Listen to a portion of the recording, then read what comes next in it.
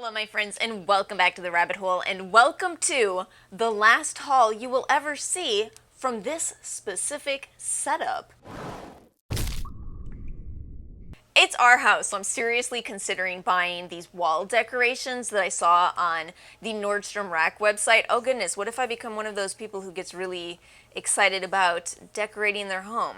Too late, I already am. I cannot wait, but we do have a beauty haul today. We have drugstore makeup, Sephora makeup, an indie skincare brand, and some hair products. Not a huge haul today, just a small haul, but it will be in the same speed reviews style that I prefer to do hauls in. So if you're only interested in one category, make sure to check the timestamps in the description box below. Alright, hair, let's at least pretend like you want to cooperate today, and we will start with some makeup. Let's start with a new release that was kindly sent over to me by Alter Ego. It is their new Shadow Kiss Pressed Powder Palette, which is what I'm wearing today. I'm a little bit behind on Sephora makeup eyeshadow palettes, but I think this is duping the Natasha Denona Glam palette. I feel like I heard really mixed things about the Glam palette, but I am not sure I have anything bad to say about this little Alter Ego palette. First of all, it's a fraction of the price, and secondly, did they update their formula? It has been a while since I used an Alter Ego eyeshadow palette, and I remember them having incredible shimmers. Absolutely always loved the shimmers, but I feel like the mattes used to be really powdery.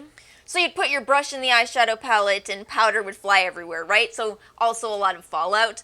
Just watch this for a moment here. This is, of course, what I'm wearing today. I didn't even have any fallout when working with this. No issues at all with the shimmers, of course. I usually don't. I do prefer to use my fingers, but as I learned from having nails on, that's a lot easier said when you don't have long nails. So there's just a couple of swatches. I'll of course have a close-up video for you all to see, but yeah, this is gorgeous. I do like that. I feel like the tones are a lot more on trend, kind of a cooler toned eyeshadow palette, which has been a lot more trendy than just the old warm everything eyeshadow palettes. No issues with wear either, and that's something that's been kind of a big deal for me with certain drugstore eyeshadow palettes. I've noticed, it's not true anymore, but in the past, drugstore eyeshadow palettes used to kind of fade very rapidly. This one is staying for a while. Now, one more thing I should add. I do always use an eyeshadow primer, and I used their new one today, the Alter Ego eyeshadow base. This is an interesting product because it's a bit more of a light texture on your skin. So I actually had to do more than one pass with this, but that's just fine with me. I don't mind that at all as long as it works well, and it does. It's not an overly tacky feeling eye primer, just a nice base, Y'all, let me tell you something. I don't know what it is, but I always forget to take eyeshadow primer with me when I'm traveling. Apparently, I forget to leave some behind when I'm packing. So I'm really glad they sent this because it is the only eyeshadow primer that I have at the moment. Please tell me I'm not alone. I don't know what it is because I always use primer when I'm at home. I don't know why I always forget it when I'm not at home. And then a few products from CVS. I haven't actually had time to pick up my CVS deals lately, so I haven't been able to really do any CVS shopping, but I did buy a couple of makeup products. One is the L'Oreal Voluminous Butterfly Mascara. So this one has such an interesting brush. I wasn't sure how I'd feel about it. I thought I would probably like it because I tend to like the plastic bristles. I'm looking for separation in my lashes, so I use Grande Lash serum to have longer lashes, and I certainly do think it works. My lashes are a lot longer than they used to be, but that comes with a con. I feel like I can't use clumpy mascaras at all because the lashes will clump together and I'll have these long rhinoceros horn lashes. I've seen it on myself too many times, actually. Too many times. It's not a good look. I need a good separating mascara, and this one does work for me. The only pro-con for me is that I loved this initially when I first opened it because it's a dry formula. It's a dry formula that stays in place and doesn't have fallout through the day, but I've also noticed it's drying out quickly. It's drugstore, so it's still affordable, but it's another one of those, like, what's the other L'Oreal one? The dupe for the Too Faced Born This Way, that one dries out really quickly also. So I would tell you it's a L'Oreal thing, except the Bambi mascara doesn't do that. So I don't know, I feel like I do like the look of Voluminous Butterfly more, but I like how long the Bambi mascara lasts. I don't feel like you should have to replace your mascara every 2 to 3 weeks, maybe a month, but you know, you should get 3 months from it, right? And then Flower Beauty is finally at CVS, so I finally grabbed the Light Illusion Perfecting Powder. This is so old, I'm so sorry, I'm 3-4 years late to this product. I had heard that this was a dupe for the Charlotte Tilbury airbrush powder. And it's so funny because I can sit here and tell you the exact reason I never went for this. I like the way the Charlotte Tilbury looks on my skin. It looks beautiful. It's so blurring. It's so lightweight. It's perfect for dry skin. But that darn powder oxidizes on me every time. And not a little bit. A lot. It turns me a very bright orange. So I guess I was nervous that the flower version would do the same thing. Oh my goodness, it doesn't. It's all of the pros of the Charlotte Tilbury without that con for me. Again, I do think this is rare. I haven't seen a lot of people say that the Charlotte Tilbury oxidizes on them, although I have seen a few. I have seen a few people say it. But yeah, this is gorgeous. I think if you have dry skin, oh my goodness, you're gonna love this. If you have oily skin, probably not. It doesn't really give you any coverage. And if you're piling it on, it is worth noting that I feel like Flowers foundations all kind of run a little yellow. This is Porcelain, which I was nervous to grab because Porcelain is usually a cool undertone, but apparently in Flower Beauty it's still a neutral, slightly warm shade. But it does have that same blurring characteristic to it. Doesn't have any kind of a smell to it. This is amazing. 4 years late. Look, better late than never. Also, as a quick little CVS deal shopper tip for you, I waited until we had the get $8 back on $12. So I bought this for $14. I got $8 back, and then you always get beauty bucks at CVS. So I got $1.40 back there. So basically I got this for about $4. I love CVS. But you know that. And for high-end makeup, I don't know, y'all. I have been shopping at Sephora more than Ulta lately. How bizarre is that? But these Sephora Favorites kits have been so good. I'm actually still waiting on the lip gloss set. I'll put that one up on the screen so you can see what it is, but I'm still waiting on that. We did have a bit of a delay in shipping, probably because of the points multiplier. But anyway, the one I have for today is the Fresh Face Refresh. This was $45 with a $148 value. The full sizes in here are the Iconic London Bronzer, the Benefit Roller Lash Eyeliner, and the Patrick Ta. What is that called? The Major Brow Shaping Wax, and you also get the dual-ended brow brush, which I think was really nice to include both of those. So I think at this point I've tried everything in here except for the Iconic London Bronzer. I'll get around to it. So I finally got to try the Charlotte Tilbury Airbrush Flawless Setting Spray.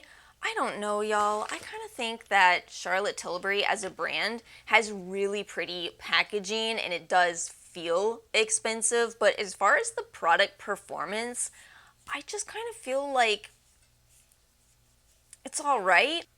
I'll say that it smells better than the Urban Decay All Nighter, which definitely, we talked about this not too long ago. That one smells like spit to a lot of people, and I do see it. This one doesn't smell like spit, but it does smell kind of floral. It's all right. I don't think I'd buy the full size though.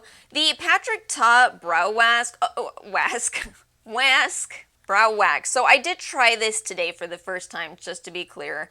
I just don't think I have the right brows for kind of brow products. See, my brows are the same texture as the rest of my hair, which is incredibly fine and just basically doesn't do anything other than lay flat. I will say this did kind of push my brows up, but also because they're sparse, the feathered brow look, it does not look good on me at all. So I just kind of tried to push my brows in place with this. And oh, also let me make sure to say, so you spray this with setting spray or put some water in it. I saw a review from someone who said, it's hard as a rock, how are you supposed to use it? You do have to add some liquid. But yeah, it's fine. I think it's gonna go better for you if you do have a little bit of texture to your brows. But yeah, it's fine. I'm personally glad I tried it in this set as opposed to buying it on its own, but that's, you know, me and my underwhelming brows. It would take a lot to wow us. The Rare Beauty Always an Optimist Illuminating Primer. This is nice. It's nice. It's a lighter illumination, so it's a little bit less than the Becca Backlight Priming Filter, but actually I think that's more fitting these days. This works really well under a tinted moisturizer, which is what I did today. I am wearing the Ilia Balmy Gloss Tinted Lip Oil. That's a really pretty color, and I love how it feels. I've really gotten into lip oils lately. In fact, please drop me a rec. I want so badly to make a big Korean beauty order of lip products in particular. I have a feeling they have some really good lip oils. Give me some recommendations. Also finally tried this. I've been wanting to try this forever. The Tarte Breezy Cream Blush in Peach Sunset. And then this is quite nice, the Benefit Rollerliner Eyeliner, so it is a brown eyeliner. I will say, I'm not sure what it is, but I feel like black eyeliner is easier to work with because it's easier to see it, especially if you do brown eyeshadow, which obviously is what I did today. I feel like it's hard to see where your line is. I don't know, maybe that's just me, but I'm glad I have it because I do think it'll be really nice for low makeup days, just kind of like a brown mascara and some brown eyeliner without the wing, probably perfect, and it is holding up really well. Overall though, super cute set. Love the bag also. Love that it is a waterproof bag. And I did get some PR from Laura Mercier, which was super exciting. I finally got to try this, the Tinted Moisturizer Oil-Free SPF 20. This was such a popular product a couple of years ago, and it's interesting to try this in 2021 because I can see why it was so popular then, but it should probably be popular now as tinted moisturizer is in. What's so interesting about this is that it has a matte finish to it, so hence the illuminating primer under it to kind of offset that. It lasts so long on your skin, but I do think if you have dry skin, you may not love it that much. I definitely had to prep my skin to wear it today. By the way, this shade is 1W1 Porcelain. If I was picking it out for myself, I would go with the neutral. And not only does this have a matte finish, but it's also very buildable. I used a tiny, tiny amount of this today. You absolutely could use a lot and get an almost, I'd say medium coverage foundation. So it's actually a very flexible product, and I like that it's huge, 1.7 fluid ounces. So yeah, I would absolutely say the real strength with this is if you're somebody who has been looking for a tinted moisturizer that will stay on your skin, this one might be for you. Just do keep in mind it has chemical SPF filters, but it's the two that work the best for me. It's octinoxate and octisalate. Those have a bit of a lower potential for irritation compared to some of the other chemical filters out there. And the classic translucent loose setting powder in translucent. We talked about this recently in the Nordstrom sale recommendations. I stand by my thoughts on this. In fact, I'm starting to question maybe Laura Mercier is more for oily skin types as a brand, because yes, this sets your makeup so well, but it could be too well if you have dry skin. It can feel a little drying on my skin, but I absolutely believe that this absorbs oil. And they sent me their lip products, which I'd actually never tried before. This one is the lip liner in Parisian Rose. It is a really nice lip liner. It's creamy enough to last on your lips, but not overly creamy that it smudges everywhere. There certainly is a fine line with lip liners. And then this is their lip glossé in Bellini. Oh, this is such a beautiful, warm color with some gold flecks in it, and it smells like cupcake. It's so funny. I know all about the setting powder. I know all about the Caviar sticks. Everyone always talks about those and never heard anything about their lip products. And then in skincare, oh my gosh, I am so excited to share this next brand with you. One thing I really want to do with my channel is try out some of these indie skincare brands out there. I know that there is a lot of hesitation from the skincare community with this particular product type, but I will tell you this, I thoroughly feel that the vast majority of indie brands that I've tried at least are just pouring their heart and soul into the products that they make. I've said it before and I will say it a million times again, their oils are phenomenal, and apparently so are their toners and cleansers. This brand right here, Brujita, I have been interested in this brand for so long, but let me tell you a little bit about their model. So they kind of release these collections, and the collections themselves are limited edition, while they do have a lot of permanent products as well. If you catch one of the collections, it'll be a very fun theme, and I emphasize a very fun theme. I have seen them do some incredibly adorable collections. This one right here, I bought the I'm in my room collection. Oh my goodness, I wanted this one so badly. So it's based on late 90s, early 2000s music. The in my room thing is something that if you're Gen Z, you probably won't relate to. But back in the day, we sat in our rooms just listening to music, maybe playing some N64, some PS2. Oh, man, those were the days. So I was watching the creator talk about her inspiration for this collection, and she was talking about how in this time frame she had kind of these two different personalities. She had a very pink personality with Britney Spears and Romeo and Juliet. Y'all remember that movie? What else do we have on this? Oh, Hello Kitty. Oh, Hello Kitty was so big. Spice World. Oh my god, Spice World. Oh my gosh, this takes me back so much. And then also she had the contrasting personality. Yeah, kind of this rocker personality. I think we used the word whatever a lot in that time. And the products themselves, we have the Return of Saturn Facial Cleanser, which is inspired by No Doubt. Oh my gosh, I loved No Doubt. The Candy Ass Facial Serum, which can I say the band that this was inspired by? Probably not. Actually, true story. The band that this is inspired by is also how I learned the meaning of this word. I definitely asked my mom for this CD, and she said, excuse me, what'd you say the name of that band was? So I repeated it, and she says, do you know what that means? Do you know? You don't know what that means. And that was the day I learned what that means. Thanks, edgy late 90s rockers. I appreciate it. This right here, the Amber Rosewood Hydrosol, this is a permanent product, but in limited edition packaging that is apparently inspired by 311 or maybe 311.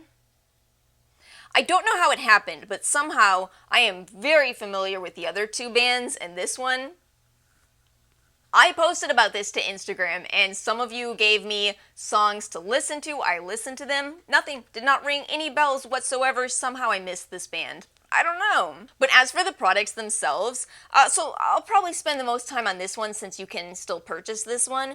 It is really a beautiful toner. Appreciate so much that we're not going to have any issues with recycling this glass. Yes, that does come off. And the mist itself, very fine. The ingredients list on this, and actually everything, are very simple, but one thing that really drove me to want to purchase from this brand is that the creator talks about how important sourcing is to her. She wants to have the highest quality ingredients going into her products, and you really experience that with using these products. I've wanted to use these for so long, but because we were doing all those trials, I had to wait until basically these last couple of weeks over here.